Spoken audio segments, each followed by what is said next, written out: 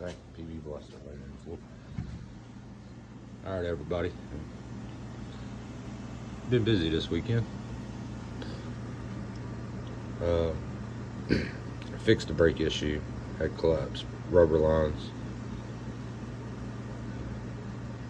And couldn't get them to bleed out, so swapped both of them out, new. Fixed some wiring issues with the headers. Put boots on all the plug wires.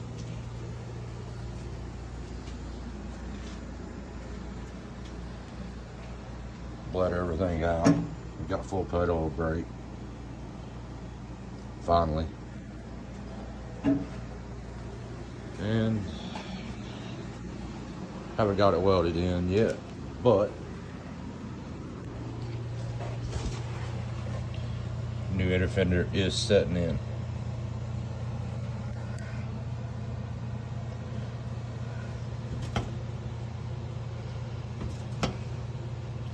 So still got to replace the back piece back here. I'm gonna cut this off, replace it with new sheet metal instead of having to cut every bit of that out that's not rusted. All that you see is undercoat. See? All the undercoats just broke down over the years. But yeah, finally it has rust-free inner fenders.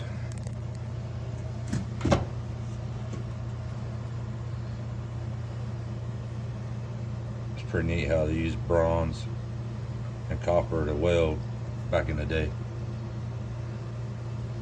Yeah, all that you see is undercoat. The inner fenders are solid completely, so it's no use to really cut into them unless I mini tub it or something, or fully tub it. Got new air shocks both sides. Haven't really done anything with this rear end. This rear end's a 10 bolt junk. Gonna ditch it for a 9-inch. Haven't figured out if I'm gonna stay with the leaf springs yet, or yeah, if you got a Chevrolet, that's what you wind up with doing body work.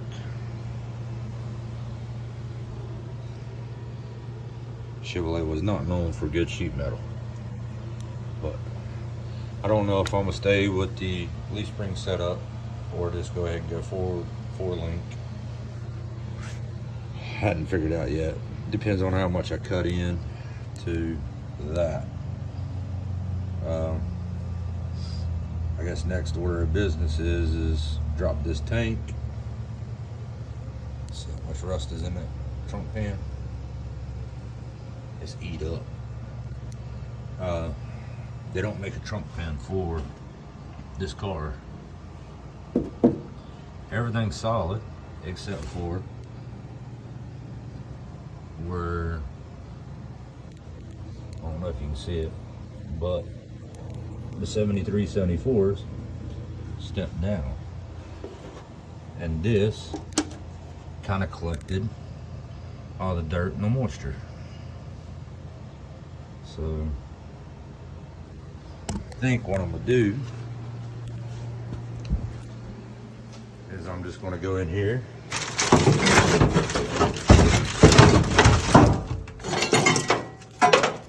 with the plasma, and I'm gonna cut it off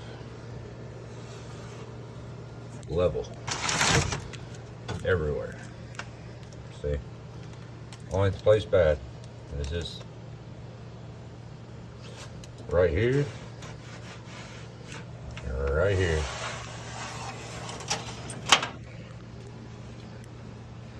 But I think I'm gonna torch it all, do a flat panel, come back up underneath,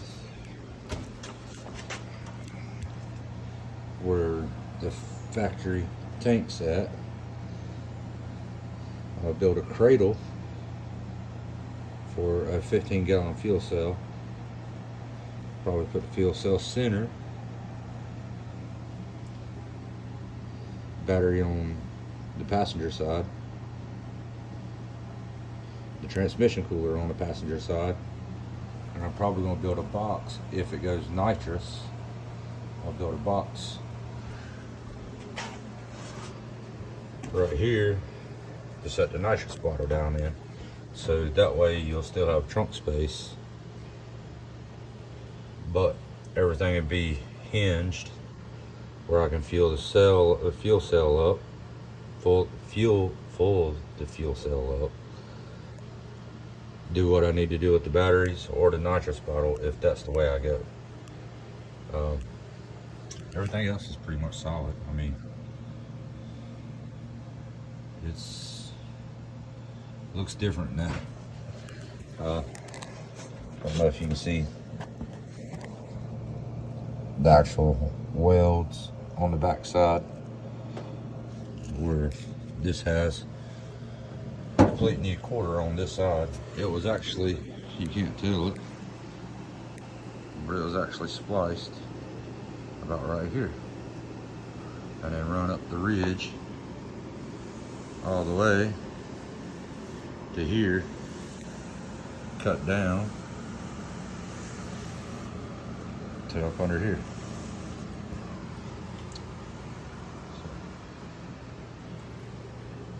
But now I left the bottom of the quarter loose so I could put the inner fender in. I have room to wiggle, but now I need to come back, finish up all the body work here, tack all this in where it's out, and then finish up the front. There's literally hardly any body filler or anything in that quarter patch. It's all been pieced in and welded in. Like I said, I stopped right here, just kind of tacked from there on so I could get that quarter. Plus, I've still got that drop pan to put in place of that.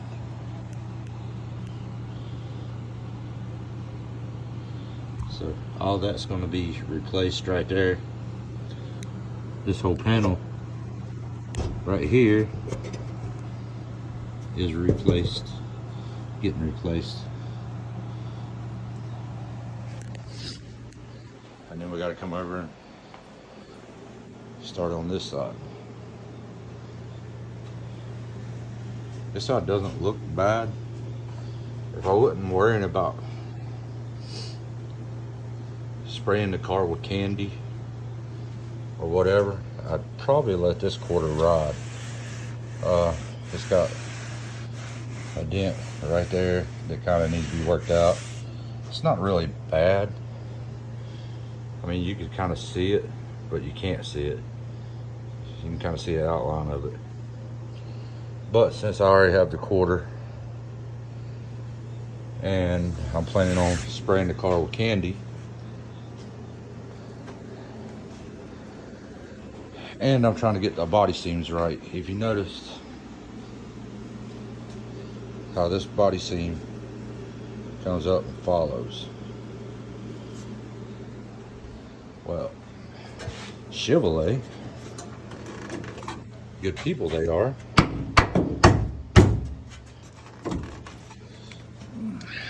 This one,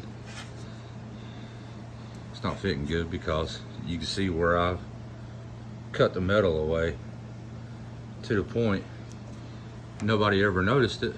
But this one, where that one comes up into like a 45, this one comes literally like this. So I gotta metal work this, cut it out, make it fit, look right, make it fit right.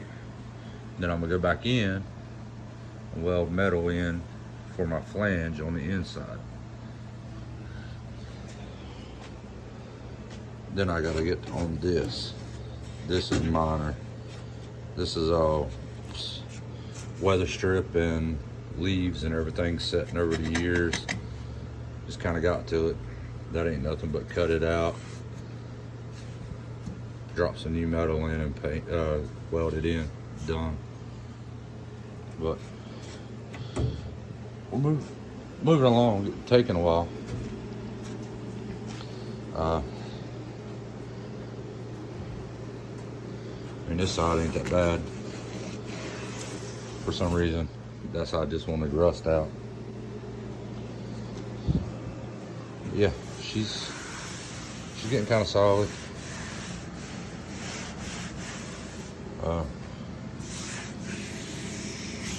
Got to get the seam sealer off the right here where I rebuilt the rain tracks. You can see rain tracks are rebuilt on both sides. I just got to take time to sand it. Hadn't really bothered with it at the moment. Fixed some of the wiring issue with the grounding issue with the tack, and been a busy day.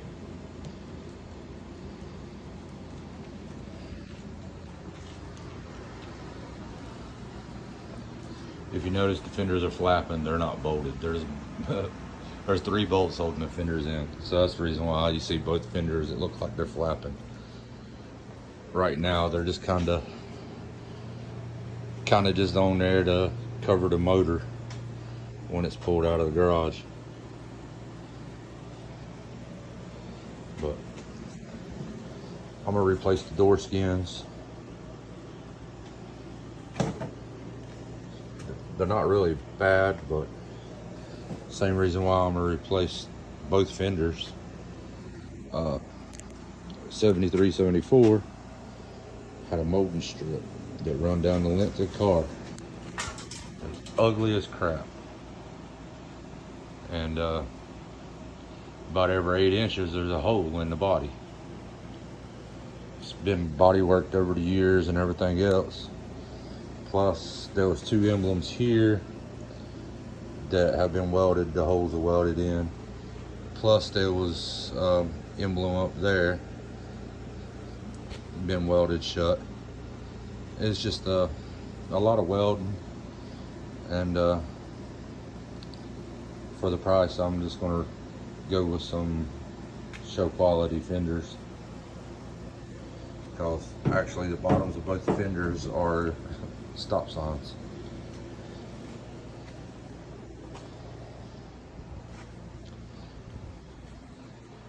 This car right here, I know I don't show it too much.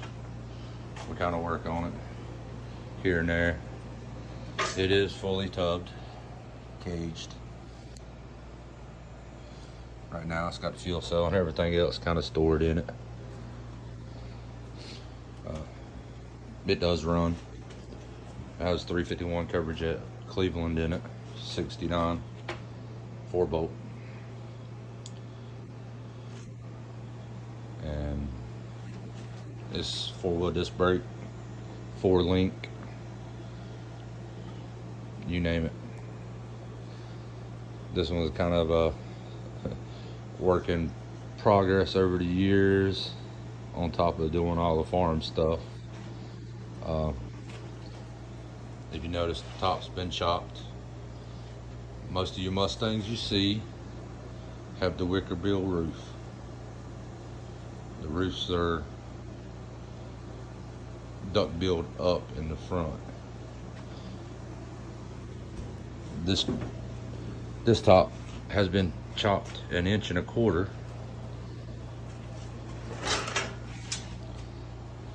and is flat. It does not do the rake, the typical Mustang rake. It does have a flat roof for the fastback. little subtle changes to trick the eye.